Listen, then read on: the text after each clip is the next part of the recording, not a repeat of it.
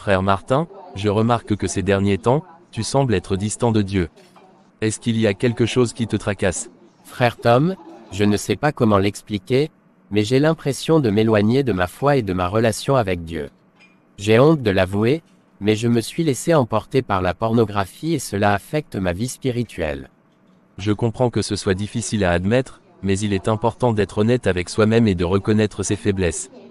La pornographie peut avoir un impact négatif sur notre relation avec Dieu et notre bien-être mental et émotionnel. Oui, je ressens un profond sentiment de culpabilité et de honte à chaque fois que je cède à cette tentation. Je veux vraiment retrouver ma foi et ma connexion avec Dieu, mais je me sens piégé dans ce cycle destructeur. Frère Martin, il est important de savoir que Dieu est toujours là pour toi, peu importe tes erreurs ou tes luttes. Il t'aime inconditionnellement et veut t'aider à surmonter ces défis. Tu dois te repentir sincèrement de tes actes, demander pardon à Dieu et chercher son aide pour te libérer de cette dépendance. Merci, frère Tom, pour tes paroles. Je sais que je dois faire des efforts pour changer mes habitudes et retrouver ma spiritualité. Je vais suivre tes conseils et me tourner vers Dieu pour obtenir force. Je suis là pour te soutenir dans ton cheminement spirituel. Merci déjà, mon ami. Et que me conseilles-tu davantage? Frère Martin, pour t'aider à rester ancré dans ta foi et à surmonter cette tentation de la pornographie, je te conseille de mettre en place quelques pratiques spirituelles sur tes appareils électroniques comme ton téléphone afin de renforcer ta relation avec Dieu. Tout d'abord, as-tu déjà pensé à télécharger la Bible en version audio? Cela te permettra d'écouter les Écritures régulièrement, même lorsque tu es occupé, et de nourrir ton esprit de la parole de Dieu. C'est une excellente idée, frère Tom. Je vais certainement suivre ton conseil et écouter la Bible en audio pour rester connecté à Dieu au quotidien. Quels autres conseils as-tu à me donner? En plus de cela, je te suggère de regarder des films et des séries bibliques qui te rappellent les enseignements de la Bible et t'inspirent dans ta foi. Évite de fréquenter des groupes des inconvertis sur les réseaux sociaux où l'on fait la promotion de la pornographie, car cela peut influencer négativement tes pensées et tes comportements. Tu as raison, frère Tom. Je vais faire attention à mon environnement et veiller à ne pas me retrouver dans des situations qui pourraient compromettre ma relation avec Dieu. Ces recommandations sont très utiles et je suis reconnaissant de ton soutien. Enfin, n'oublie pas l'importance de la prière et du jeûne dans ta vie spirituelle. Prends régulièrement le temps de prier, de confier tes luttes à Dieu et de lui demander de te fortifier. Le jeûne peut également être un moyen puissant de te rapprocher de Dieu et de renforcer ta discipline spirituelle. Je vais mettre en pratique ces recommandations dès aujourd'hui et m'engager à cultiver une vie spirituelle plus profonde et épanouissante. Ta bienveillance et ta patience sont des cadeaux précieux pour moi, et je suis reconnaissant de t'avoir comme ami et frère dans ma marche avec Dieu. Sois béni frère. Amen. Bon, je vais écouter un peu de Bible audio avant de prier. Romains chapitre 7. Ignorez-vous, frères, car je parle à des gens qui connaissent la loi, que la loi exerce son pouvoir sur l'homme aussi longtemps qu'il vit. Ainsi, une femme mariée est liée par la loi à son mari tant qu'il est vivant, mais si le mari meurt, elle est dégagée de la loi qui l'a liée à son mari. Si donc, du vivant de son mari, elle devient la femme d'un autre homme, elle sera appelée adultère, mais si le mari meurt, elle est affranchie de la loi, de sorte qu'elle n'est point adultère en devenant la femme d'un autre. De même, mes frères, vous aussi vous avez été, par le corps de Christ, mis à mort en ce qui concerne la loi, pour que vous apparteniez à un autre, à celui qui est ressuscité des morts, afin que nous portions des fruits pour Dieu. Car, lorsque nous étions dans la chair, les passions des péchés provoqués par la loi agissaient dans nos membres, de sorte que nous portions des fruits pour la mort.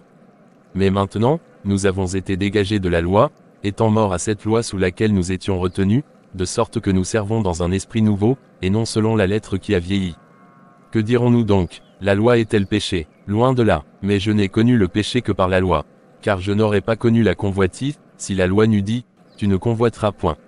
Et le péché, saisissant l'occasion, produisit en moi par le commandement toutes sortes de convoitises, car sans loi le péché est mort. Pour moi, étant autrefois sans loi, je vivais, mais quand le commandement vint, le péché reprit vie, et moi je mourus. Ainsi, le commandement qui conduit à la vie se trouva pour moi conduire à la mort. Car le péché saisissant l'occasion, me séduisit par le commandement, et par lui me fit mourir. La loi donc est sainte, et le commandement est saint, juste et bon. Ce qui est bon a-t-il donc été pour moi une cause de mort? Loin de là, mais c'est le péché, afin qu'il se manifestât comme péché en me donnant la mort par ce qui est bon, et que, par le commandement, il devint condamnable au plus haut point. Nous savons, en effet, que la loi est spirituelle, mais moi, je suis charnel, vendu au péché. Car je ne sais pas ce que je fais, je ne fais point ce que je veux, et je fais ce que je hais. Or, si je fais ce que je ne veux pas, je reconnais par là que la loi est bonne. Et maintenant ce n'est plus moi qui le fais, mais c'est le péché qui habite en moi. Ce qui est bon, je le sais, n'habite pas en moi, c'est-à-dire dans ma chair, j'ai la volonté, mais non le pouvoir de faire le bien. Car je ne fais pas le bien que je veux, et je fais le mal que je ne veux pas. Et si je fais ce que je ne veux pas, ce n'est plus moi qui le fais, c'est le péché qui habite en moi. Je trouve donc en moi cette loi, quand je veux faire le bien, le mal est attaché à moi. Car je prends plaisir à la loi de Dieu, selon l'homme intérieur, mais je vois dans mes membres une autre loi, qui lutte contre la loi de mon entendement, et qui me rend captif de la loi du péché, qui est dans mes membres, misérable que je suis. Qui me délivrera du corps de cette mort. Grâce soit rendue à Dieu par Jésus-Christ notre Seigneur.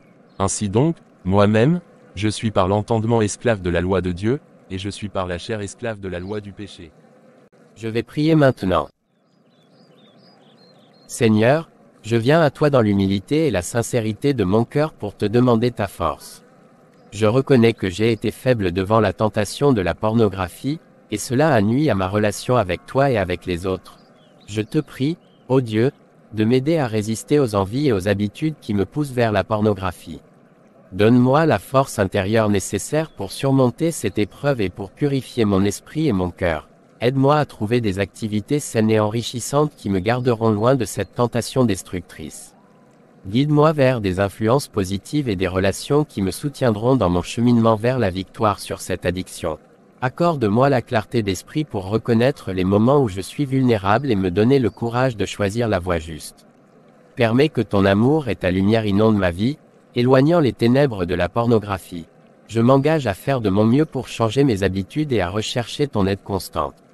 Je te confie mes faiblesses et mes peurs, sachant que tu es là pour me soutenir et me guider sur le chemin de la pureté et de la rédemption. Au nom de Jésus-Christ, je prie. Amen. Amen et Amen. Salut Henri, comment vas-tu aujourd'hui? Salut Martin, ça va bien merci. Dis, j'ai remarqué que tu m'as quitté du groupe WhatsApp sans me prévenir. C'est un peu déconcertant, tu ne trouves pas? Ah, je suis désolé si cela t'a contrarié. En fait, j'ai pris la décision de quitter ce groupe car il y avait beaucoup de contenus qui vont à l'encontre de ma foi. Ah bon, quel genre de contenu? Eh bien, il y avait beaucoup de promotions pour des sites et des contenus pornographiques, ce qui est contraire à ce en quoi je crois en tant que chrétien. Je veux protéger ma conscience et maintenir une certaine pureté dans mes pensées et mes actions. Ok, je comprends mieux maintenant. Je respecte ta décision de te retirer du groupe si cela va à l'encontre de tes valeurs et de ta foi. Il est important de rester fidèle à ce en quoi tu crois, même si cela signifie prendre des décisions difficiles. Merci Henri pour ta compréhension. Je suis content que tu puisses voir les raisons derrière mon choix. Notre foi peut parfois nous demander de faire des choses qui peuvent sembler étranges ou difficiles pour les autres, mais c'est ce qui nous aide à rester alignés avec nos convictions les plus profondes. Tu as tout à fait raison, Martin. Je respecte ta décision et je suis d'accord avec toi sur le fait qu'il est important de protéger notre intégrité morale et spirituelle, même si cela signifie se distancer de certaines influences négatives. Merci de m'avoir expliqué, et je suis content que nous ayons pu avoir cette discussion. D'accord.